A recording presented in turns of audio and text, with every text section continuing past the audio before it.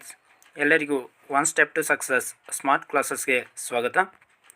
ನೋಡಿ ಫ್ರೆಂಡ್ಸ್, ನಾವು ಹಿಂದಿನ ತರಗತಿಯಲ್ಲಿ ಪ್ರಚಲಿತ ಘಟನೆಗಳು ಅಂದರೆ 2024ರ ಪ್ರಚಲಿತ ಘಟನೆಗಳ ಬಗ್ಗೆ ನೋಡ್ತಾ ಇದ್ವಿ.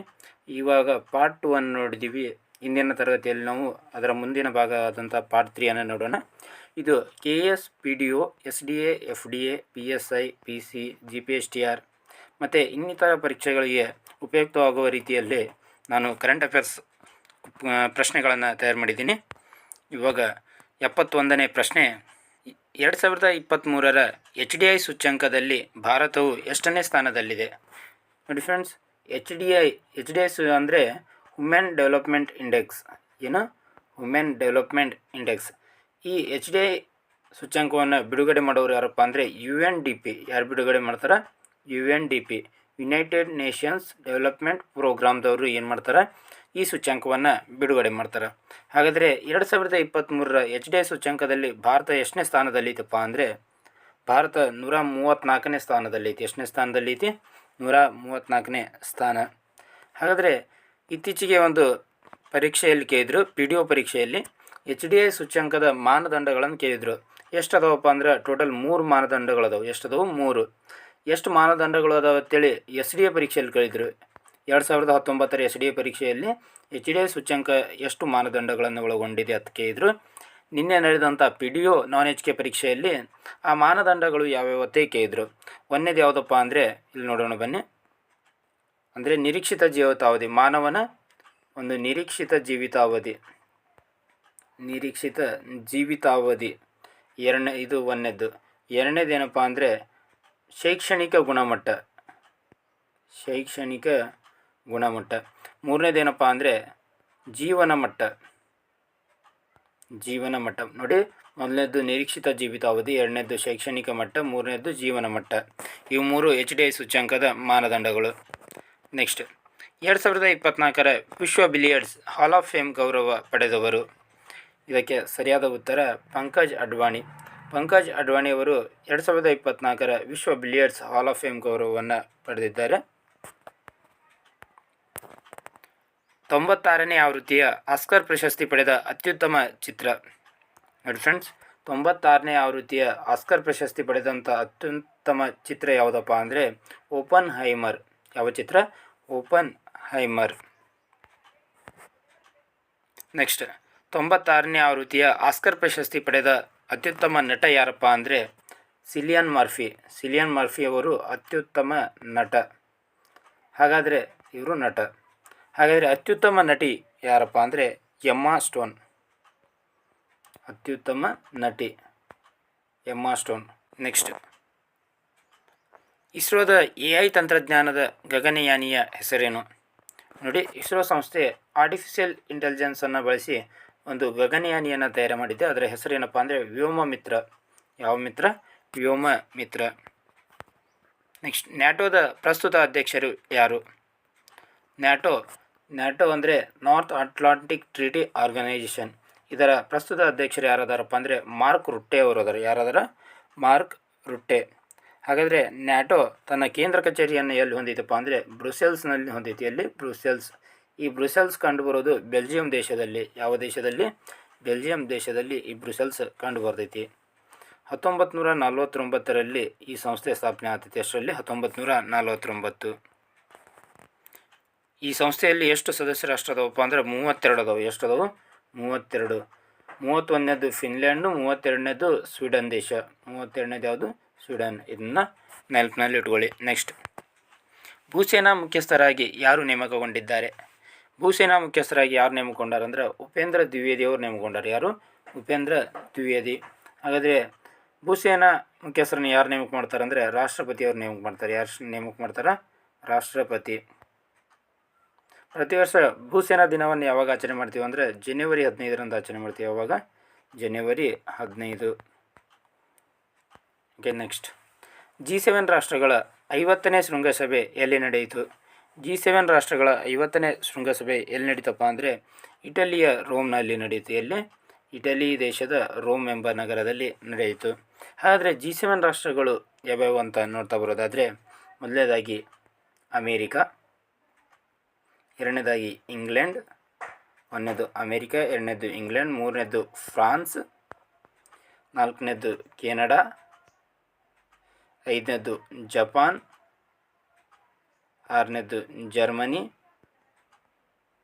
ಏಳನೇದು ಇಟಲಿ. ಒಂದು ಅಮೇರಿಕಾ, ಎರಡನೇದು ಇಂಗ್ಲೆಂಡ್, ಮೂರನೇದು ಫ್ರಾನ್ಸ್, ನಾಲ್ಕನೇದು ಕೆನಡಾ, ಐದನೇದು ಜಪಾನ್, ಆರನೇದು ಜರ್ಮನಿ, ಏಳನೇದು ಇಟಲಿ. ಇವು G7 ರಾಷ್ಟ್ರಗಳು. ಮೊದಲು G8 ಹತ್ತಿತ್ತು. ರಷ್ಯಾ ಏನಾಯ್ತಪ್ಪ ಅಂದರೆ ಎಕ್ಸಿಟ್ ಆಯಿತು. ರಷ್ಯಾ ಎಕ್ಸಿಟ್ ಆದ ನಂತರ G7 ಆಗಿ ಉಳ್ಕೊಂಡೈತಿ. ಓಕೆ, ನೆಕ್ಸ್ಟ್ ಕೇಂದ್ರ ಸ್ಪರ್ಧಾತ್ಮಕ ಪರೀಕ್ಷೆಗಳ ಸುಧಾರಣಾ ಸಮಿತಿಯ ಅಧ್ಯಕ್ಷರಾಗಿ ಯಾರನ್ನು ನೇಮಕ ಮಾಡಲಾಗಿದೆ? ನೋಡಿ, ಇತ್ತೀಚೆಗೆ ನೀಟ್ ಅಂತೇಳಿ ಸ್ಕ್ಯಾಮ್ ಆಯಿತು. ಅಂದರೆ ಏನು ಪೇಪರ್ ಲೀಕ್ ಆಯಿತು, ಆ ರೀತಿ ಏನೋ ಒಂದು ಹಗರಣ ಆಯಿತು. ಅವಾಗಲಿಂದ ಸ್ಪರ್ಧಾತ್ಮಕ ಪರೀಕ್ಷೆಗಳಲ್ಲಿ ಏನು ಸುಧಾರಣೆ ತರಲು ಒಂದು ಸಮಿತಿಯನ್ನು ನೇಮಕ ಮಾಡಲಾಗಿದೆ ಕೇಂದ್ರ ಸರ್ಕಾರದಿಂದ.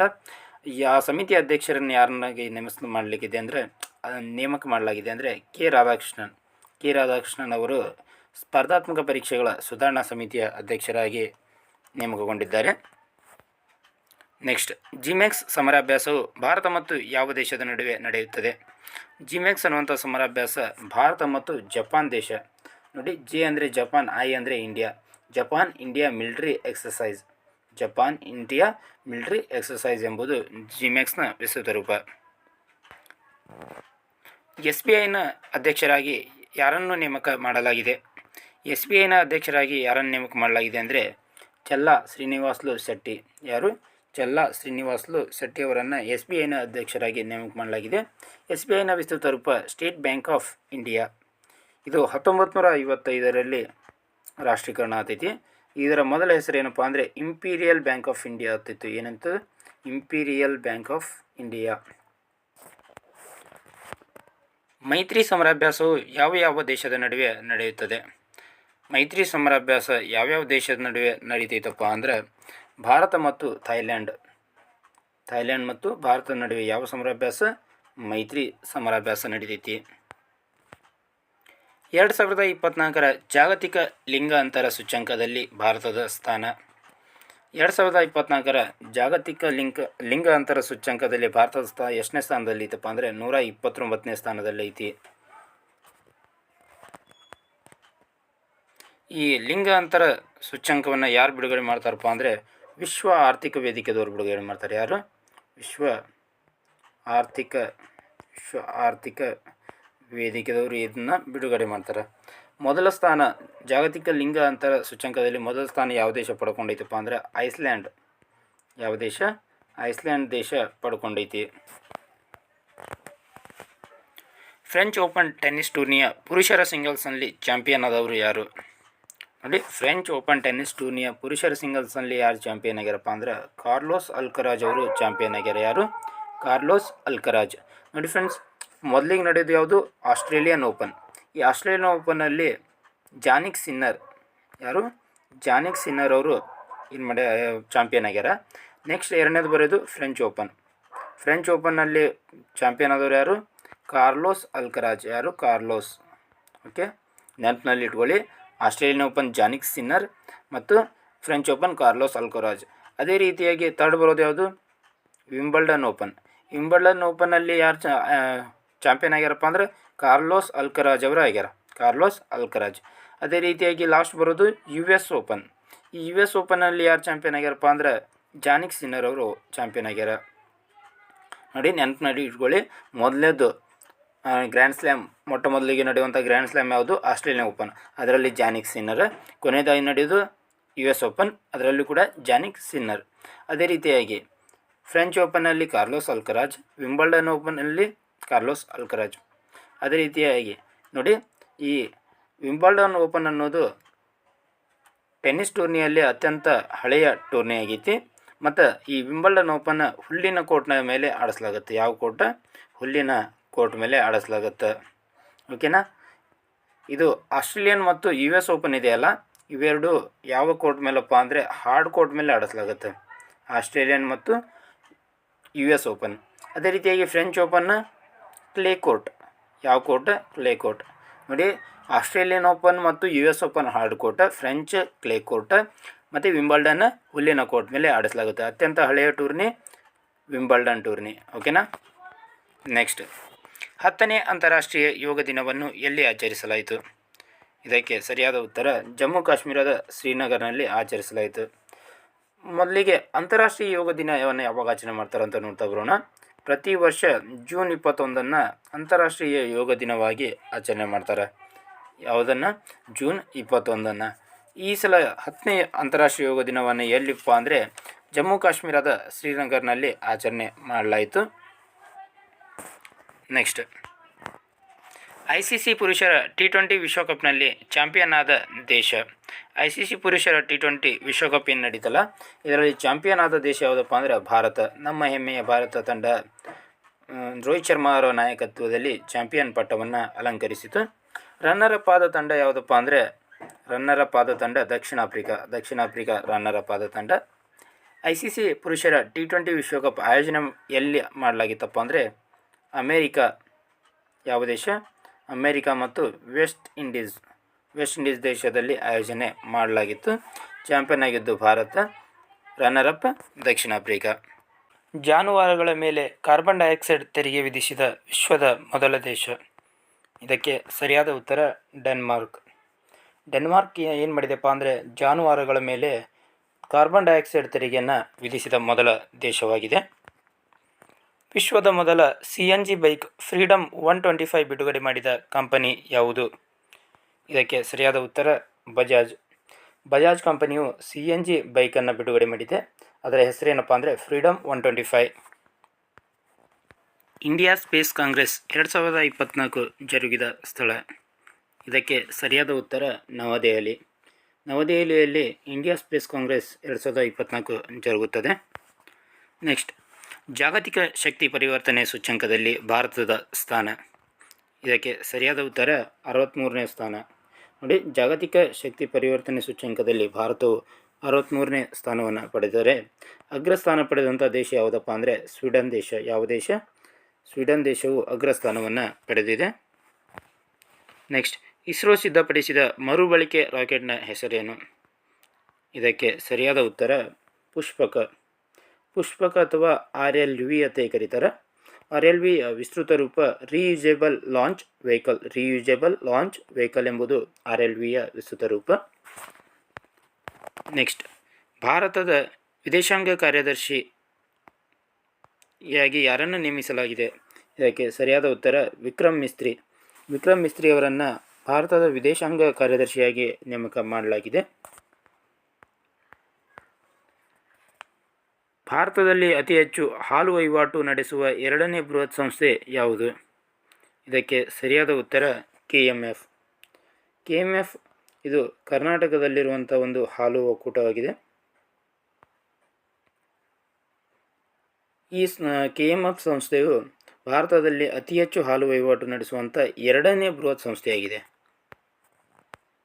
ನೆಕ್ಸ್ಟ್, ಯುನೆಸ್ಕೋದ ವಿಶ್ವ ಪರಂಪರೆ ಸಮಿತಿಯ 46ನೇ ಸಭೆ ಎಲ್ಲಿ ನಡೆಯಿತು? ಇದಕ್ಕೆ ಸರಿಯಾದ ಉತ್ತರ ನವದೆಹಲಿ. ಅಂತಾರಾಷ್ಟ್ರೀಯ ಹುಲಿ ದಿನವನ್ನು ಯಾವಾಗ ಆಚರಿಸುತ್ತಾರೆ? ಇದಕ್ಕೆ ಸರಿಯಾದ ಉತ್ತರ ಜುಲೈ 29ರಂದು ಪ್ರತಿ ವರ್ಷ ಅಂತಾರಾಷ್ಟ್ರೀಯ ಹುಲಿ ದಿನವನ್ನು ಆಚರಣೆ ಮಾಡ್ತಾರೆ.